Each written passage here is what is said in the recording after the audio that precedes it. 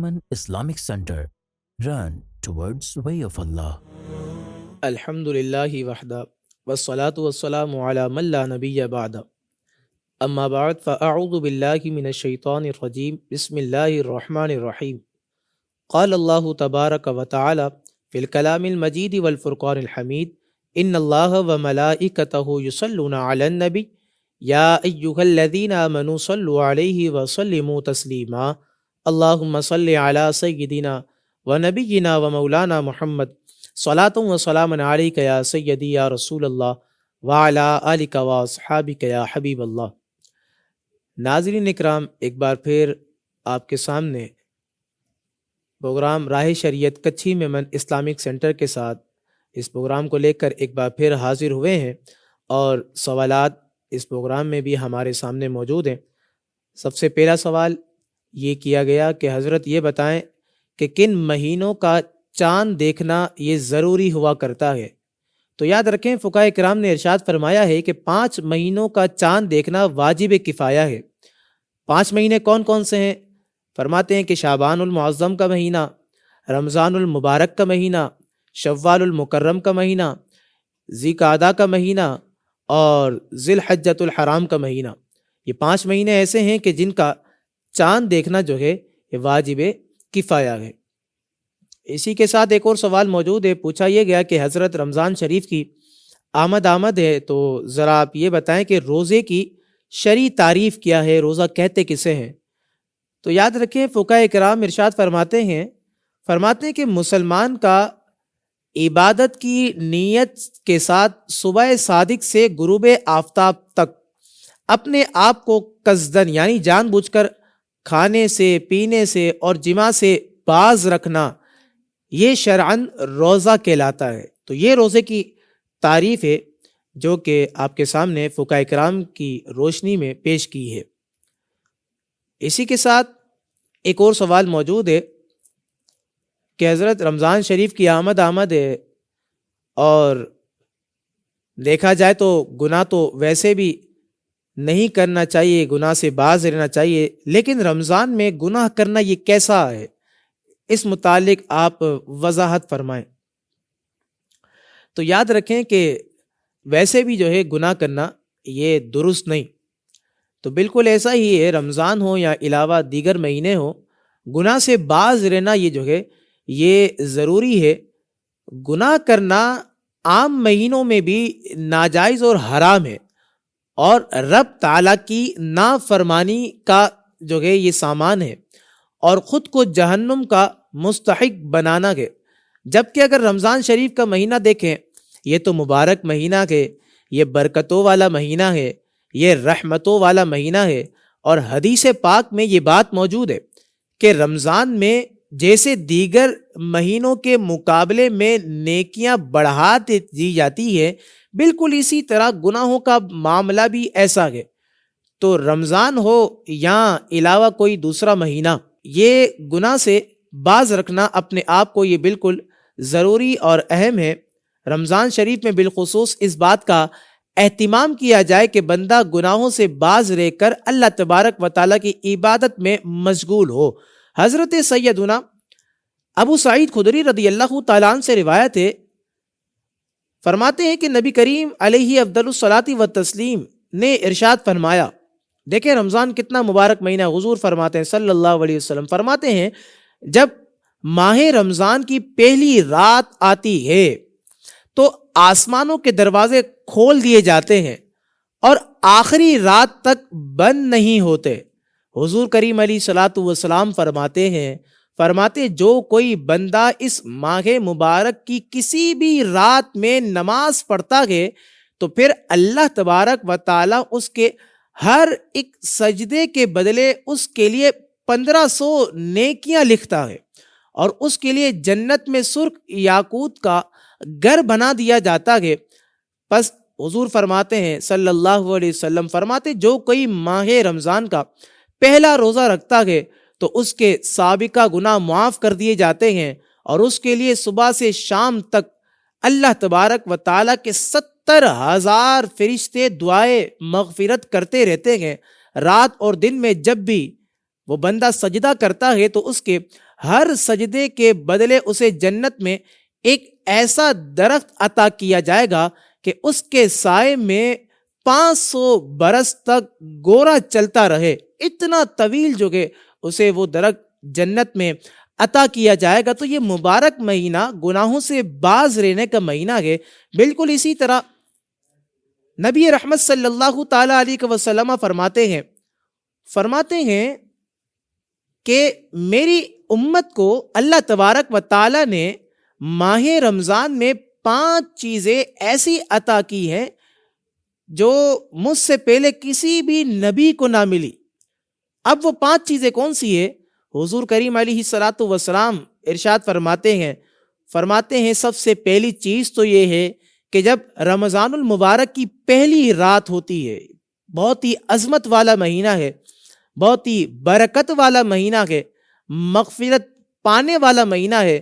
حضور کریم علیہ الصلاۃ والسلام فرماتے ہیں جب رمضان المبارک کی پہلی رات ہوتی ہے تو اللہ تبارک و تعالی ان کی طرف نظر رحمت فرماتا ہے، اور حضور فرماتے ہیں جس کی طرف اللہ تبارک و تعالی نظر رحمت فرمائے پھر اسے کبھی بھی عذاب نہیں دے گا۔ دوسری چیز کہ جس کے بارے میں حضور کریم علیہ الصلاۃ والسلام نے ارشاد فرمایا کہ شام کے وقت ان کے منہ کی بو، یعنی روزے دار کے منہ کی بو کہ جو بھوک کی وجہ سے ہوتی ہے، حضور کریم علیہ الصلاۃ والسلام ارشاد فرماتے ہیں شام کے وقت ان کے منہ کی بو اللہ تبارک و تعالیٰ کے نزدیک مشک کی خوشبو سے بہتر ہے۔ اور تیسری بات حضور کریم علیہ الصلاۃ والسلام ارشاد فرماتے ہیں فرشتے ہر رات ہر دن، یعنی رمضان کی ہر رات اور رمضان کے ہر دن ان کے لیے دعائے مغفرت کیا کرتے ہیں۔ چوتھی بات حضور کریم علیہ الصلاۃ والسلام ارشاد فرماتے ہیں کہ اللہ تبارک و تعالی جنت کو حکم فرماتے ہیں کہ میرے نیک بندوں کے لیے مزین ہو جا، میرے نیک بندوں کے لیے آراستہ ہو جا، ان قریب وہ دنیا کی مشقت سے میرے گھر اور کرم میں راحت پائیں گے۔ اسی طرح 5ویں بات حضور کریم علیہ الصلاۃ والسلام نے ارشاد فرمائی کہ جب ماہ رمضان کی آخری رات آتی ہے تو اللہ تبارک و تعالیٰ سب کی مغفرت فرما دیتا ہے، اللہ تعالیٰ سب کو بخش دیتا ہے، اللہ تبارک و تعالیٰ سب کی مغفرت فرما دیتا ہے۔ اب قوم میں سے ایک شخص نے کھڑے ہو کر عرض کی کہ یا رسول اللہ صلی اللہ علیہ وسلم، اللہ تبارک و تعالیٰ اپنے بندوں کی مغفرت کر دیتا ہے، کیا وہ رات لیلۃ القدر کی رات ہے؟ تو حضور کریم علیہ الصلاۃ والسلام نے ارشاد فرمایا کہ وہ لیلۃ القدر کی رات نہیں، کیا تم نہیں دیکھتے کہ مزدور جب اپنے کاموں سے فارغ ہو جاتے ہیں تو انہیں اجرت دے دی جاتی ہے۔ تو یہ 5 باتیں حضور کریم علیہ الصلاۃ والسلام کے فرمان کی روشنی میں ہمیں بات یہ سمجھ میں آتی ہے کہ رمضان شریف بڑا عظمت والا مہینہ ہے، تو اس میں بندے کو چاہیے کہ گناہوں سے باز رہے۔ اسی طرح ہم حضور کریم علیہ الصلاۃ والسلام کی سیرت کا مطالعہ کریں تو بات یہ سمجھ میں آتی ہے کہ حضور کریم علیہ الصلاۃ والسلام بھی رمضان شریف سے بے حد محبت کیا کرتے تھے۔ آپ محبت فرمایا کرتے تھے۔ حضرت سیدنا سلمان فارسی رضی اللہ تعالیٰ فرماتے ہیں کہ حضور کریم علیہ الصلاۃ والسلام نے ماہ شعبان کے آخری دن بیان فرمایا کہ اے لوگو، تمہارے پاس عظمت والا برکت والا مہینہ آیا ہے، وہ مہینہ کہ جس میں ایک رات ایسی ہے کہ جو 1000 مہینوں سے بہتر ہے۔ حضور کریم علیہ الصلاۃ والسلام فرماتے ہیں کہ اس ماہ مبارک کے روزے اللہ تبارک و تعالیٰ نے فرض کیے اور اس ماہ مبارک کی رات میں قیام ہے۔ اب حضور کریم علیہ الصلاۃ والسلام مزید حضور نے جو ہے بیان فرمایا کہ جو اس ماہ مبارک میں نیکی کا کام کرتا ہے تو ایسا ہے کہ جیسے اور کسی مہینے میں فرض ادا کیا، اور اس ماہ مبارک میں جس نے فرض ادا کیا تو وہ ایسا ہے کہ جس نے اور دنوں میں 70 فرض ادا کیے۔ اب حضور کریم علیہ الصلاۃ والسلام مزید فرماتے ہیں یہ مہینہ صبر کا ہے، صبر کا ثواب جنت ہے، یہ مہینہ मुआसात यानी गम ख्वारी और बलाई का महीना है, और इस महीने में मोमिन का रिस्क बढ़ा दिया जाता है। जो इसमें रोजेदार को इफ्तार कराए तो उसके गुनाह के लिए मगफिरत है और उसकी गर्दन आंख से आज़ाद कर दी जाती है, और इसमें इफ्तारी कराने वालों को वैसा ही सवाब मिलेगा जैसा रोजे रखने वालों को मिला करता है। सलमान फारसी रज़ी अल्लाह तआला फरमाते हैं, हुज़ूर करीम अलैहिस्सलातु वस्सलाम शाबानुल मुअज़्ज़म की आखिरी दिन ये बयान फरमा रहे हैं। तो हमने अर्ज़ की कि या रसूल अल्लाह सल्लल्लाहु तआला अलैहि वसल्लम, हम में से हर शख्स वो चीज़ नहीं पाता जिससे रोज़ा इफ्तार कराए। तो आका करीम अलैहिस्सलातु वस्सलाम ने इरशाद फरमाया कि अल्लाह ताला ये सवाब उस शख्स को भी देगा कि जो एक घूंट दूध या एक खजूर या एक घूंट पानी से रोजेदार को रोजा इफ्तार कराए, और जिसने रोजेदार को पेट भर कर खाना खिलाया उसको अल्लाह तबारक व तआला मेरे होश से पिलाएगा कि वो कभी भी प्यासा ना होगा यहाँ तक कि जन्नत में दाखिल हो जाए। फिर हुजूर करीम अलैहिस्सलातु वस्सलाम ने मजीद बयान फरमाते हुए इरशाद फरमाया, लोगों ये वो महीना है कि इसका अव्वल यानी इब्तदाई 10 दिन रहमत है, और इसका औसत यानी दरमियानी 10 दिन मगफिरत है, और इसका आखिर यानी आखिरी के 10 दिन जहन्नुम से आज़ादी है। इस महीने में जो अपने गुलाम पर तखफीफ करे यानी काम कम ले तो अल्लाह तबारक व ताला ऐसे बंदे को बख्श देगा और जहन्नुम से ऐसे बंदे को आज़ाद फरमा देगा। अब हुजूर करीम अलैहिस्सलातु वस्सलाम ने बयान फरमाते हुए मजीद इरशाद फरमाया इस महीने में 4 बातों की कसरत करो। 4 बातों की इस महीने में कसरत करने का हुक्म हुजूर करीम अलैहिस्सलातु वस्सलाम ने इरशाद फरमाया। तो इनमें से 2 ऐसी हैं कि जिनके जरिए से तुम अपने रब अज़्ज़ वजल को राजी कर लोगे, और बकिया 2 ऐसी हैं जो तुम्हें बेनियाजी नहीं। अब हुजूर करीम अलैहिस्सलातु वस्सलाम खुद फरमाते हैं बस वो 2 बातें कि जिनके जरिए से तुम अपने रब को राजी कर लोगे, वो 2 बातें ये हैं कि एक ला इलाहा इल्लल्लाह इसकी गवाही देना, और दूसरी बात इस्तिगफार करना। जबकि वो 2 बातें कि जिनसे तुम्हें गिना यानी बेनियाजी नहीं, वो कौन सी हैं? हुजूर करीम अलैहिस्सलातु वस्सलाम फरमाते वो ये है कि अल्लाह ताला से जन्नत तलब करना, और दूसरी बात वो ये है कि जहन्नुम से अल्लाह अज़्ज़ वजल की पनाह को तलब करना। तो आप देखें हुजूर करीम अलैहिस्सलातु वस्सलाम ने शाबानुल मुअज़्ज़म के आखिरी दिन जो कि सहाबा इकराम के दरमियान बयान फरमाकर इस महीने की यानी माह रमजानुल मुबारक की अजमत को उजागर किया कि ये महीना बरकत वाला है, ये महीना रहमत वाला है, ये महीना मगफिरत पाने वाला महीना है, ये महीना बख्शिश का है, ये महीना जहन्नुम से आज़ादी का है। तो लिहाजा इस माह में बिलखुसूस बंदा इस बात का एहतिमाम करे कि वो गुनाहों से खताओं से अपने आप को दूर रखकर बाज रखकर नेकियों की तरफ गामज़न हो जाए। इंशाअल्लाह तबारक व ताला जो बंदा ऐसा कर लेगा तो अल्लाह ताला सारा साल उसे गुनाहों से महफूज भी फरमा देगा। एक और सवाल यहाँ पर मौजूद है कि जिसमें पूछा यह गया कि हजरत ये बताएं कि रमज़ानुल मुबारक का महीना कि जो अनकरीब जलवागर होने वाला है, अपनी बरकतें लुटाने वाला है, तो रमज़ानुल मुबारक की खुसूसियात क्या क्या हैं, इस हवाले से आप ज़रा बताएं। तो याद रखें उलमा इकराम ने रमज़ानुल मुबारक की बेशुमार खुसूसियात जो कि किताबों में दर्ज की है, बयान फरमाई है, चंद आपके सामने पेश कर देते हैं। उलमा इकराम इरशाद फरमाते हैं कि रमज़ानुल मुबारक की एक खुसूसियत तो ये है कि काबा मौज़मा को अगर हम देखें, काबा शरीफ को देखें, तो काबा शरीफ जो है मुसलमानों को बुला कर रहमत देता है। यानी बंदा वहां पर जाए, खाना काबा का तवाफ करे, सफा मरवा की दौरे करे, आबे जमजम पिए तो वो रहमत से जो है हिस्सा पाता है। जबकि रमज़ानुल मुबारक को देखें تو رمضان المبارک خود تشریف لا کر جو ہے یہ بندوں میں رحمتیں تقسیم کیا کرتا ہے، تو یہ اس کی ایک خصوصیت ہے۔ اسی طرح ایک اور خصوصیت رمضان المبارک کی ہے، علماء کرام ارشاد فرماتے ہیں کہ اگر ہم دیکھیں ہر مہینے میں خاص تاریخیں اور تاریخوں میں بھی خاص وقت میں عبادت کی جاتی ہے۔ مثلا بقر عید کے چند مخصوص تاریخوں میں جو کہ قربانی کی جاتی ہے۔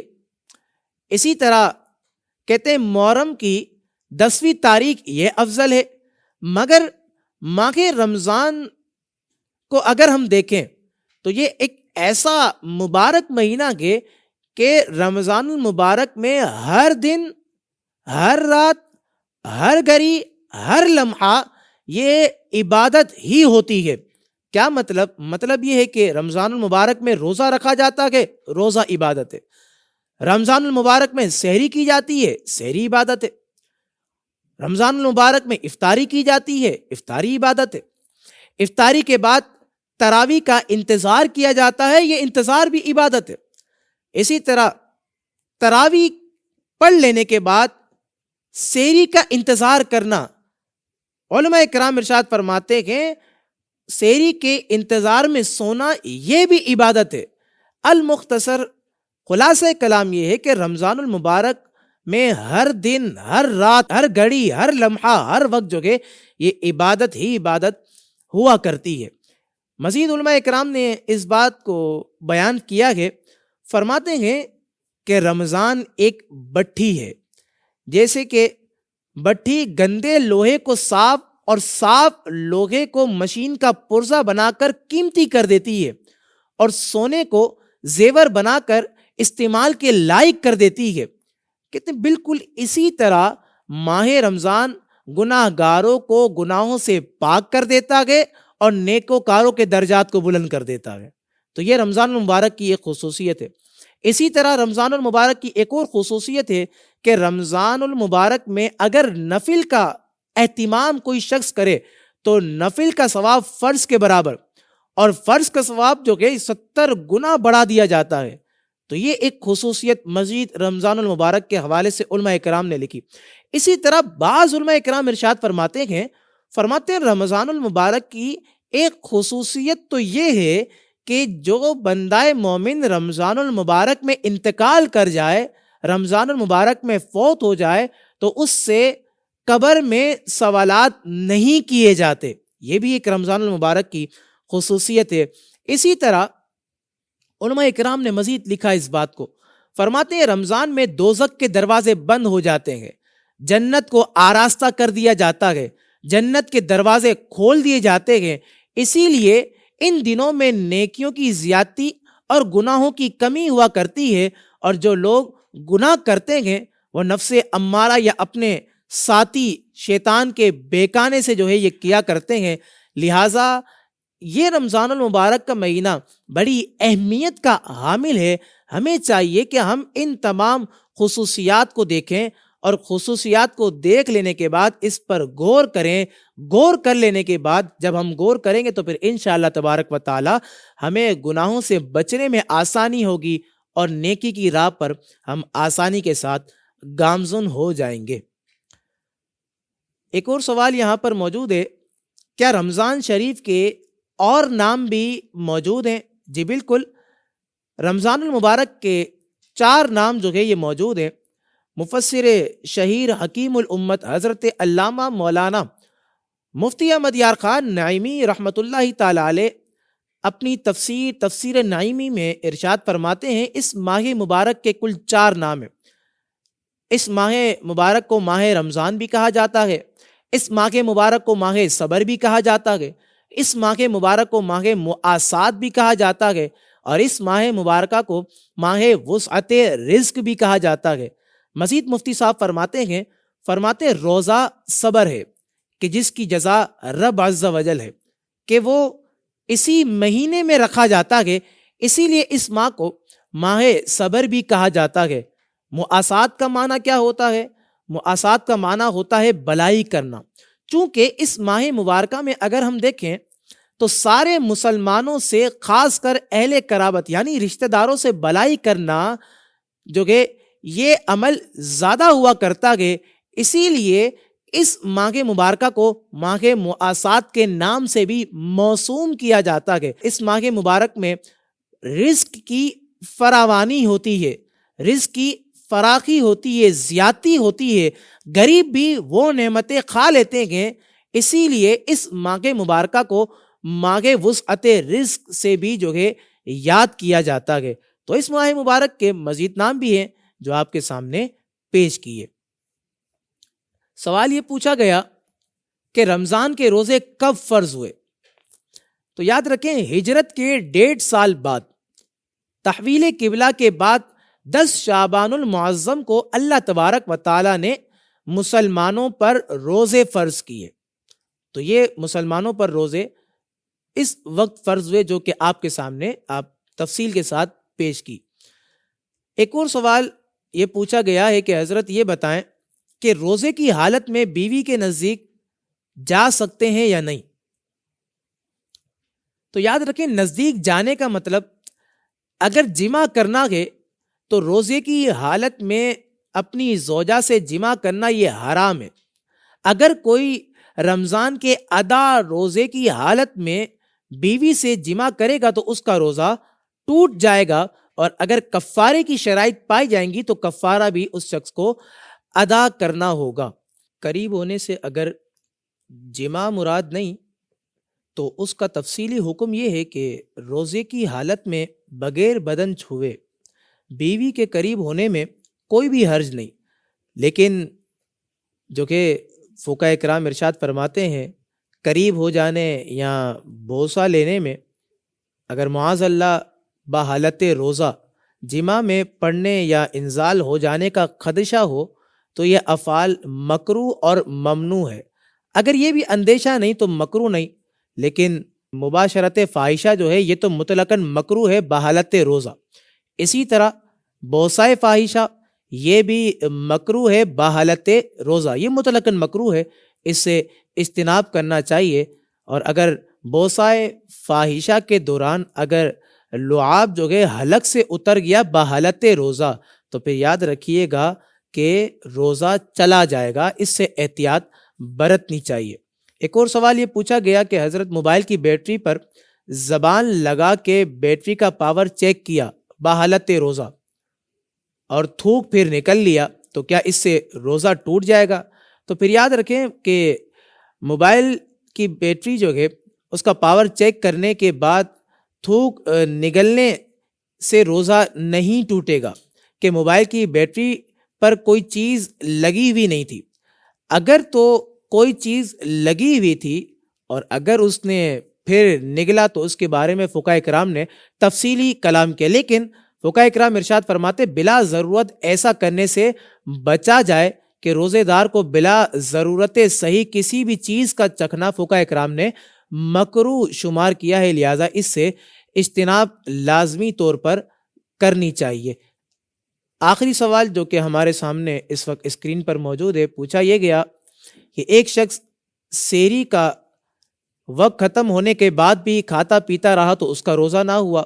مسئلہ یہ معلوم کرنا ہے کہ جب اس شخص کا روزہ نہ ہوا تو یہ باقی دن کچھ کھا پی سکتا ہے کہ نہیں؟ تو یاد رکھیں فقہاء کرام ارشاد فرماتے ہیں کہ سحری کرتے وقت جو ہے کھاتا پیتا اس طور پر رہا کہ سحری کا وقت ہی ختم ہو گیا اور ختم ہونے کے بعد بھی کھاتا پیتا رہا تو شریعت کے اعتبار سے دیکھیں تو اصل میں اس کا روزہ ہی نہیں ہوا۔ البتہ اب اس شخص پر واجب ہے روزے دار کی طرح سارا دن گزارے، اس کے لیے کھانا پینا یہ جائز نہیں۔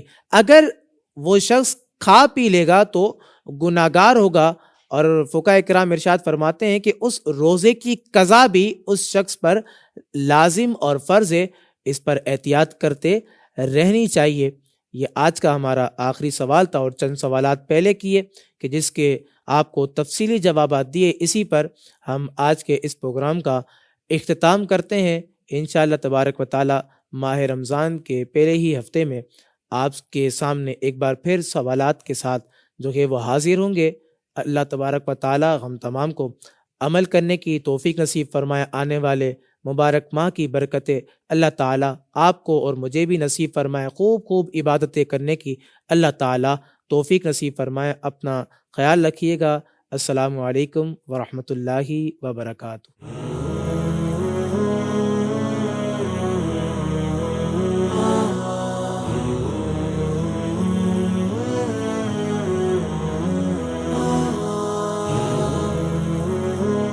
Kachi Memon Islamic Center.